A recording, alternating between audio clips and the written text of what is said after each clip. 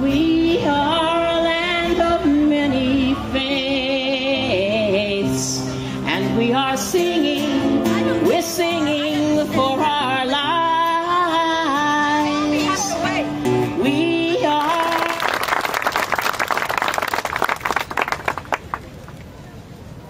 After each paragraph, after each prayer, please respond together.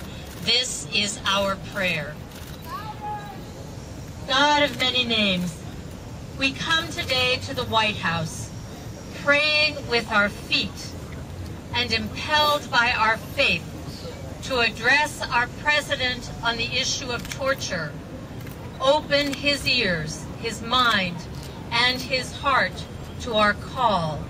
Hear us, O God. This is our prayer. We applaud the President's commitment to end torture and his executive order, which banned torture and signaled to our nation, as well as to the world, President Obama's determination to return the United States to the rule of law and to begin the process of restoring our nation's moral stature in the global community. We give thanks for his swift initiative. Hear us, O God. This is our prayer. We deplore and grieve the stain that our government's policies and practices of torture have caused to our nation's credibility and to our nation's soul. We confess the unspeakable harm that has been done in our name and pray for your forgiveness. Hear us, O God. This is our prayer. We know, O God, that only the truth shall make us free. Therefore, we earnestly pray for the President to establish an independent, nonpartisan commission of inquiry to uncover the whole truth about U.S. torture policies and practices, and to lay the foundation for enacting into law the safeguards requisite to ensure that U.S.-sponsored torture never happens again. Hear us, O God. This is our prayer. We pray in the firm conviction that such a full accounting of wrongdoing in the past will enable us to pursue paths of righteousness in the future and will lead to the restoration of our soul. We hope and pray this for the future. Hear us, O God. This is our prayer.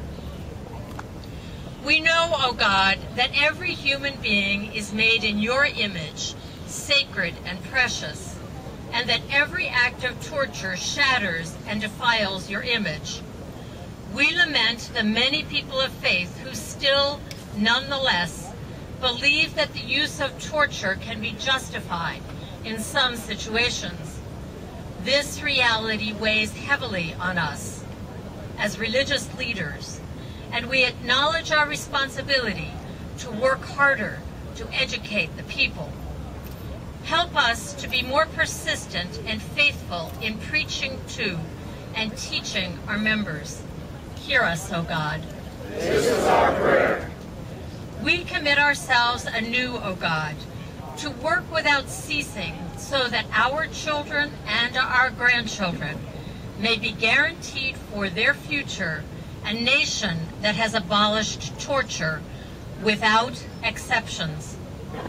We pray that President Obama will help us to secure such a future by authorizing a commission of inquiry to uncover the truth we need to face and understand in order to establish the laws we need as safeguards. Hear us, O God. This is our prayer. Guide President Obama and us, O God, in this sacred responsibility. Lead him and us and our nation in the paths of righteousness and restore our souls. Hear us, O God. This is our prayer. Thank you, Michael and Marie. As we conclude this time, let me encourage the religious leaders who are going to be meeting in the White House to quickly, after we close, gather over here for your quick lunch and preparation for our meeting. And let me offer profound words of gratitude to all of you who have come to gather with us this day and who will surround us with your prayers and your encouragement as we move toward our meeting.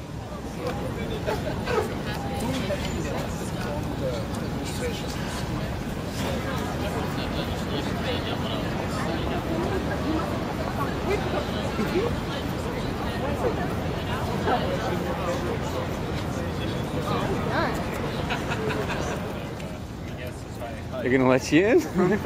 Yes, my name is George Hunsinger. I'm the founder of the National Religious Campaign Against Torture, and I teach at Princeton Theological Seminary. So you're meeting with people from several agencies? Several agencies, and including the Office of the General Counsel, which I think are the most important delegates to talk with us. So I mean, they would be high-ranking. We've heard that it's possible that the General Counsel to Obama may come to the meeting, and that's not confirmed. But somebody who is part of his office. And Rich Kilmer could actually give you the names, but I don't have them. Yeah. So what are you personally, if you get a chance to say something, you personally, what are your concerns you want to address? Yes, I definitely will speak. I think America stands at the crossroads on this question, and the decisions we take right now will affect the future of our country and of the world for generations to come. You don't get a moment like this every day. I think that the last time we had a chance to do something about torture as a nation was 30 years ago, and it's because we didn't close all the loopholes then that we're facing the current crisis that we have today. The history of U.S. involvement in torture is a history of loopholes, and even in the recent executive order, there were a number of loopholes that need to be watched very carefully. For example, on rendition, there is some evidence that although extraordinary rendition was eliminated, other forms of rendition continue, so that suspects are being sent to places like Libya and Syria and Egypt, and those are not places where you would want to be sent if you're captured. And Al Libby, who just committed suicide, quote unquote, was in Libya, for example, and that's one of these countries that give us guarantees that prisoners will be treated properly. All right, just everybody have your ID ready and ready to go. Thank you.